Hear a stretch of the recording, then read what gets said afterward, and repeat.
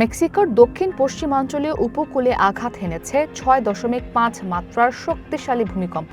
দেশটির ভূকম্পন গবেষণা সংস্থা ন্যাশনাল সিসমোলজিক্যাল সার্ভের তথ্য অনুযায়ী স্থানীয় সময় শুক্রবার সকাল ৮টার কিছু আগে ভূমিকম্প হয়। এরপর সেখানে ৫০০-র বেশি আফটারশক অনুভূত হয়েছে।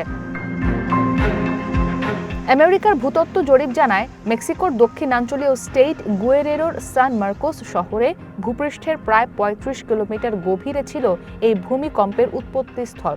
সান মার্কোস শহরটি মেক্সিকোর প্রশান্ত মহাসাগরের উপকূলে অবস্থিত পর্যটন শহর আকাপালকো থেকে ৯২ কিলোমিটার দূরে।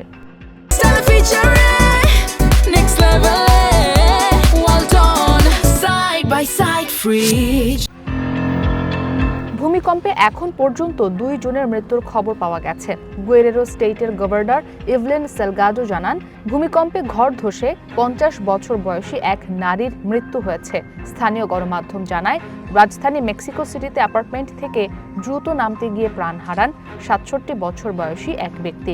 গুয়েরেরো স্টেটের বিভিন্ন সড়কে ভূমিধস, গ্যাস লাইন লিক এবং বেশ কিছু সরকারি ভবন ও হাসপাতালের ক্ষতি হয়েছে।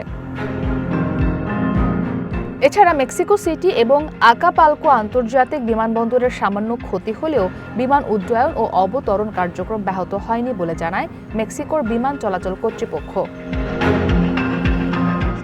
এদিকে ভূমিকম্পের সময় ন্যাশনাল প্যালেসে নতুন বছরের প্রথম সংবাদ সম্মেলন করছিলেন দেশটির প্রেসিডেন্ট ক্লদিয়া শেইনবম। হঠাৎ কম্পন শুরু হলে তিনি বিচলিত না হয়ে শান্তভাবে সাংবাদিকদের সাথে নিয়ে নিরাপদ স্থানে সরে যান। পরিস্থিতি স্বাভাবিক হলে আবারও সংবাদ সম্মেলন শুরু করেন president. 6.5 de sismo al suroeste.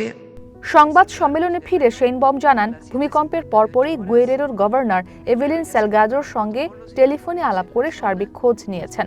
বেসামরিক প্রতিরক্ষা বাহিনীকে তৎপর হওয়ার নির্দেশনা দিয়েছেন বলেও জানান মেক্সিকোর প্রেসিডেন্ট।